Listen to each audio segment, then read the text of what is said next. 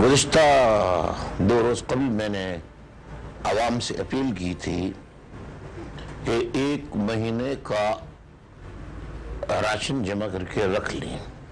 उसकी बुनियादी वजह जो थी वो ये कि कस्बा कॉलोनी में जब कटी पहाड़ी पर से दहशतगर्द हमला कर रहे थे तो वहाँ बहुत से घराने, सैकड़ों खानदान ऐसे थे जिनके मासूम बच्चों को दूध पीने के लिए दूध तक नहीं नसीब हुआ। अब सुरजानी टाउन में हमला हो रहा था, घरों को आग लगाई जा रही थी, तो इस खतरे के पेश नजर कि अगर दहशतगर्दों को रोकने वाला कोई न हुआ और इन्होंने बहुत ज़्यादा बड़े इलाके में अपनी दहशतगर्दी बढ़ा दी तो न जाने कहाँ कहाँ बच्चों को फाकी करने पड़ेंगे।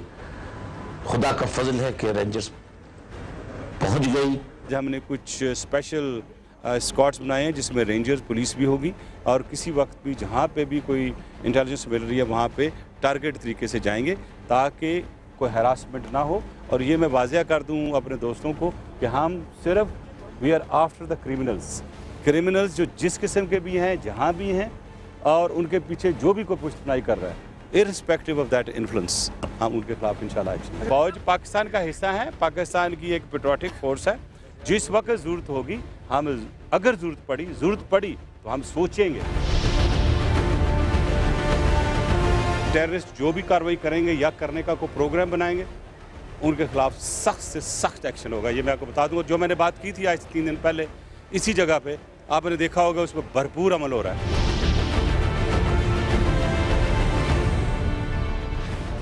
बिस्मिल्लाहिर्रहमानिर्रहीम, अस्सलाम वालेकुम नाज़रीन, मैं हूं Jasmine Manzoor and welcome to the show.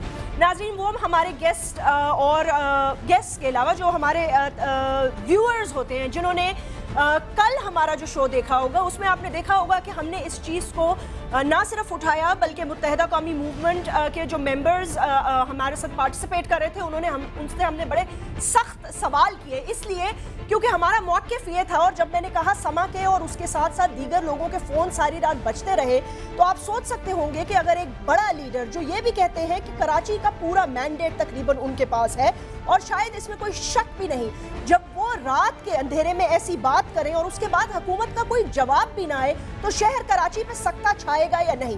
बहरहाल एक और बहुत अच्छी बात हुई, अगर कोई लीडर ऐसी बात करता है और फिर वो इतनी हिम्मत भी रखता है कि आकर वो बताए और उसके साथ साथ अगर ये भी कि किसी की दिल आज़ारी हुई है तो उनसे माफ़ी का भी तलबगार हो, इसमें बड़ाई ही होती है, कोई छोटा नहीं हो जाता।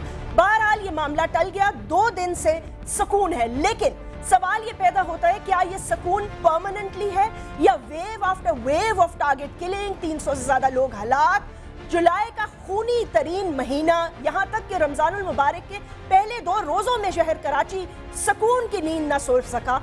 अब मुश्तरका इजलास भी हो रहे हैं, लाएअमल भी तय किया जा रहा है। इसके पस मंजर में क्या था? रेंजर्स ने जो ऑपरेशन किया क्या वो काफ़ी था? वहाँ से कौन से ऐसे नामवर दहशतगर्द पकड़े गए? क्या दीगर पार्टीज इससे मुतमईन हैं जिनकी स्टेक्स हैं कराची में? पाकिस्तान पीपल्स पार्टी खुद मुतमईन है क्या सिर्फ मामलात बातचीत से तय हो गए हैं? और अगर बातचीत के ही मामलात थे तो इतनी लाशें गिरने का इंतजार क्यों किया गया और इनकी रिस्पॉन्सिबिलिटी किस पर आएगी? एक छोटा सा वक्फा लेते हैं, उसके बाद हमें 3-4 बहुत इंपॉर्टेंट, डिस्टिंग्विश्ड और सीनियर गेस्ट ज्वाइन कर रहे हैं। नाज़रीन, मैं उनसे आपका तारुफ कराऊंगी राइट आफ्टर दिस ब्रेक।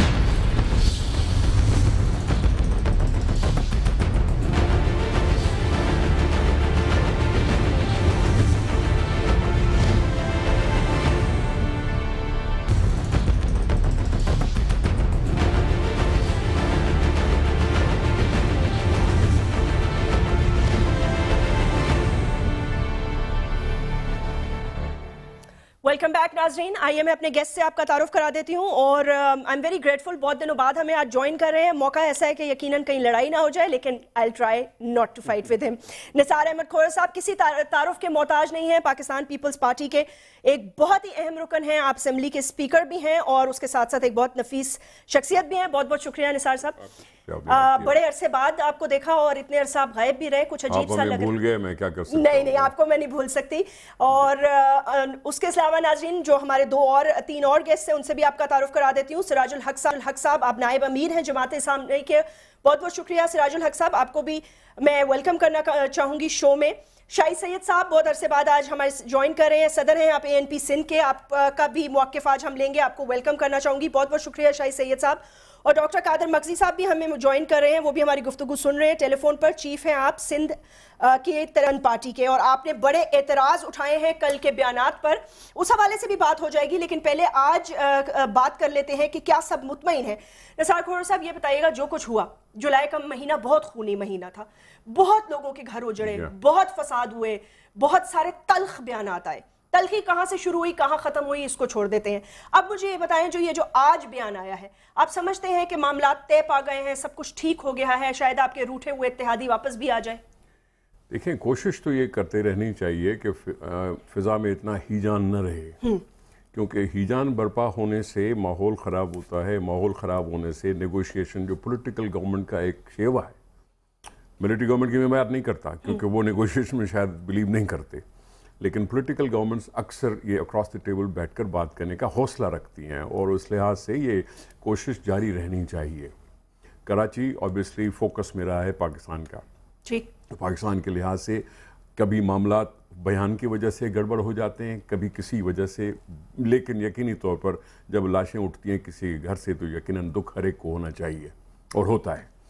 लेकिन हुकूमत में रहते हुए आप समझते हैं कि आप कामयाब नहीं हो सके, इन 3.5 सालों में आप कामयाब नहीं हो सके उस चीज को पैसिफाई करने में?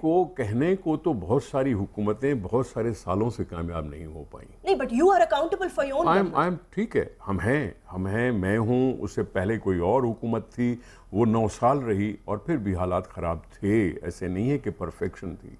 उससे पहले एक सियासी हुकूमत थी, उसके यहाँ भी इतने बड़े बड़े कत्ल हुए कि उन्होंने कह दिया कि जी हमने अपनी हुकूमत को कुर्बान करने की ठान ली। नवाज शरीफ साहब की बात कर रहा हूँ मैं, जब उन्होंने हकीम सईद के कत्ल पर ये सारा एक्शन लिया और गवर्नर रूल लगा दिया, या उससे पहले पीपल्स पार्टी की हुकूमत थी, या उससे पहले मियां नवाज शरीफ साहब की हुकूमत थी, या उससे पहले फिर पीपल्स पार्टी की हुकूमत थी, या फिर SC के दिहाई की बातें हैं, ये सारी चीज़ें परफेक्ट नहीं रहीं।